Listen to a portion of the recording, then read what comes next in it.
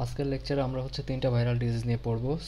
So আজকে যে 3টা ভাইরাল ডিজিজ নিয়ে আমরা পড়ব সেটা হচ্ছে কি ইনফ্লুয়েঞ্জা ভাইরাস, চিকুনগুনিয়া ভাইরাস আর হচ্ছে হিউম্যান প্যাপিলোমা ভাইরাস।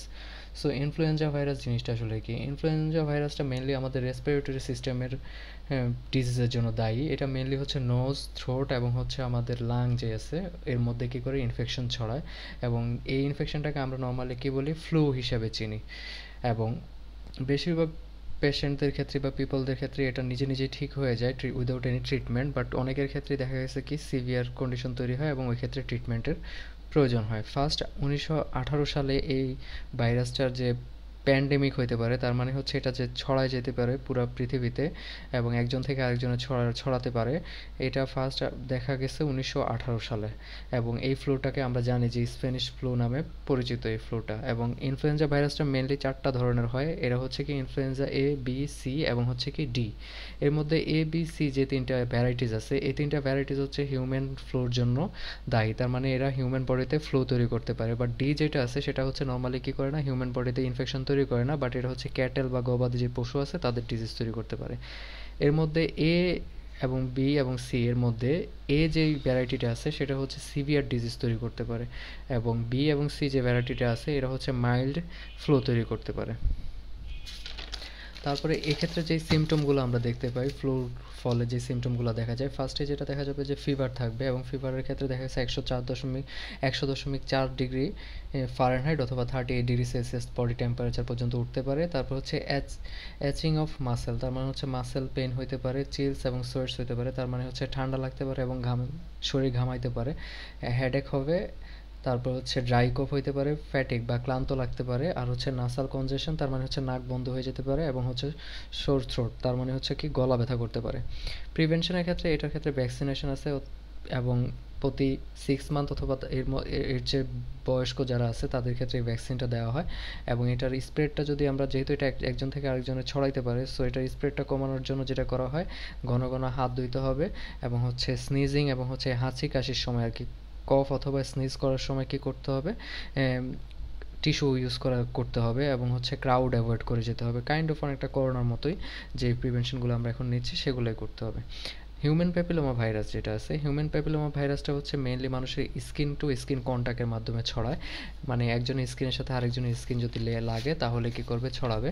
এবং এটার ফলে এটার প্রায় 100টার মতো ভ্যারাইটিস আছে, এবং এর মধ্যে 40টা ভ্যারাইটিস আছে যারা হচ্ছে মানুষের সেক্সুয়াল যে কন্ট্যাক্ট আছে তার মাধ্যমে ছড়াইতে পারে, এবং এই জন্য এটাকে এসটিআই বলা হয়, সেক্সুয়ালি ট্রান্সমিটেড ইনফেকশন বলা হয়। এবং এই ক্ষেত্রে যেটা হবে যে মানুষের স্কিনের মধ্যে বিভিন্ন ধরনের গ্রোথ দেখা যাবে। আমরা জানি অনেকে নর্মালিও বিনাইন টাইপ বা ক্ষতিকারক নয় এরকম বিভিন্ন ধরনের মোল্ড বা ওয়ার্ড টাইপ আমরা কি করি, গ্রোথ দেখি মানুষের স্কিনের মধ্যে, ছোট ছোট কি করে ব্রনের মতো থাকে, এবং এগুলা নর্মালি বিনাইন টাইপের হয়। But in case of human papilloma virus এক্ষেত্রে অনেক ধরনের ওয়ার্ডস তৈরি হইতে পারে বা এরকম মোলস তৈরি হইতে পারে, যেগুলো হচ্ছে যেমন প্লান্টার ওয়ার্ডস যেটা আছে সেটা হচ্ছে স্মল গ্রোথ থাকবে, মানে ছোট ছোট ফুসকুড়ির মতো হবে, এবং এরা মানুষের নর্মালি হচ্ছে পায়ের তালুর দিকে দেখা যায়। আর কমন ওয়ার্ডস যেটা আছে সেটা হচ্ছে টাইনি ব্ল্যাক কালারের ডট আকারে থাকবে, এবং এটা হচ্ছে সারফেসটা রাফ হবে, কালো কালারের হবে, এবং সারফেসটা রাফ হবে ছোট ব্রনের মতো, এবং এটা হচ্ছে মানুষের কি হবে, হাতে অথবা পায়ের মধ্যে দেখা যায়। আর প্লেন ওয়ার্ডস যেটা আছে সেটা হচ্ছে চিলড্রেনদের মধ্যে দেখা যায়। এখন অনেক ক্ষেত্রেই দেখা গেছে যে, যেহেতু আমরা বলছি এটা হচ্ছে কি সেক্সুয়ালি ট্রান্সমিটেড হয়, এবং এই ক্ষেত্রে দেখা গেছে যে ফিমেলদের যে সার্ভিক্স আছে, ইউটেরাসের যে একটা পোর্শন আছে সার্ভিক্স, ওইখানে যদি এরকম ওয়ার্ডস তৈরি হয় তখন এরা কি করতে পারে, ক্যান্সারের দিকে নিয়ে যেতে পারে এই ওয়ার্ডসগুলো। তার মানে হচ্ছে সার্ভাইকাল ক্যান্সার বা ক্যান্সারের জন্য কি হতে পারে, এই হিউম্যান প্যাপিলোমা যে ভাইরাসটা আছে সেটা রেসপন্সিবল।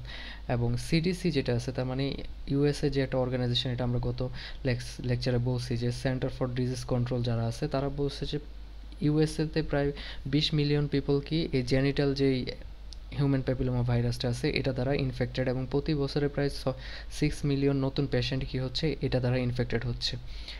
এবং এটার ক্ষেত্রে ভ্যাকসিন আছে, ভ্যাকসিন অ্যাভেলেবেল আছে, যদিও ভ্যাকসিনটা খুব বেশি কার্যকর না। কিছু কিছু পেশেন্টের ক্ষেত্রে ভ্যাকসিনটা কাজ করে, এবং কিছু কিছু পেশেন্টের ক্ষেত্রে দেখা গেছে ভ্যাকসিন খুব একটা কাজ করে না। চিকুনগুনিয়া ভাইরাস, চিকুনগুনিয়া অলরেডি আমরা জানি যে বাংলাদেশে গত সিজনে খুব বেশি এটা প্রাদুর্ভাব দেখা গেছে। চিকুনগুনিয়া ভাইরাসটা মেইনলি ছড়ায় হচ্ছে, এটার বাহক হচ্ছে মশা বা মসকিটো, এবং এটা দুই ধরনের মশার মাধ্যমে ছড়ায়। একটা হচ্ছে এডিস ইজিপ্টি আর একটা হচ্ছে এডিস অ্যালবোপিকটাস। এই দুইটা ভ্যারাইটিসের, মানে এডিস মশার এই দুইটা ভ্যারাইটিসের মাধ্যমে নর্মালি চিকুনগুনিয়া ভাইরাসটা ছড়ায়। এবং এডিস মশার কারণে আমরা জানি যে ডেঙ্গুও কী করে ছড়ায়। এবং এটার সিমটমগুলোর ক্ষেত্রে যেটা হয়েছে যে এটার সিমটমের ক্ষেত্রে 3 থেকে 7 দিনের মধ্যে নর্মালি মসকিটো যদি ইনফেক্টেড হয়, তার মানে এই দুইটা প্রজাতির মশকই, নর্মালি তো আমরা জানি যে মশকই কামড় দেয়, তার মানে হচ্ছে স্ত্রী মশা যেটা আছে সেটাই কামড় দেয়। এরা যদি কী করে এই ভাইরাসটার কি ক্যারিয়ার বা হোস্ট হয়, তাহলে এরা যখন ইনফেক্টেড কোনো একটা মশা যখন কী করবে, কোনো একটা হেলদি পার্সনকে কামড় দিবে, 3 থেকে 7 দিনের মধ্যে সে সিমটম কী করবে, শো করবে। এবং এক্ষেত্রে সিমটমগুলো যেটা হইতে পারে সেটা হচ্ছে জয়েন্ট পেন হইতে পারে। তার মানে হচ্ছে হাড়ের যে আমাদের যে জয়েন্টগুলো আছে সেগুলো প্রচুর ব্যথা করবে। তারপর হচ্ছে মাথা ব্যথা থাকবে, হেডেক থাকবে, মাসেল পেন থাকবে, জয়েন্ট সয়েল করে যেতে পারে, তার মানে জয়েন্টগুলো ফুলে যেতে পারে, এবং হচ্ছে জয়েন্টের মধ্যে লাল কালারের র্যাশ তৈরি হইতে পারে। এবং বেশিরভাগ পেশেন্টের ক্ষেত্রে দেখা গেছে 1 সপ্তাহের মধ্যেই তারা ভালো ফিল করা শুরু করে, যদিও দেখা গেছে যে অনেকের ক্ষেত্রে জয়েন্ট পেনটা 1 মাস পর্যন্ত কী করতে পারে, পারসিস্টেন্ট করতে পারে। তার মানে সে 1 মাস পর্যন্ত জয়েন্ট পেইনটা কী করবে, ফিল করবে।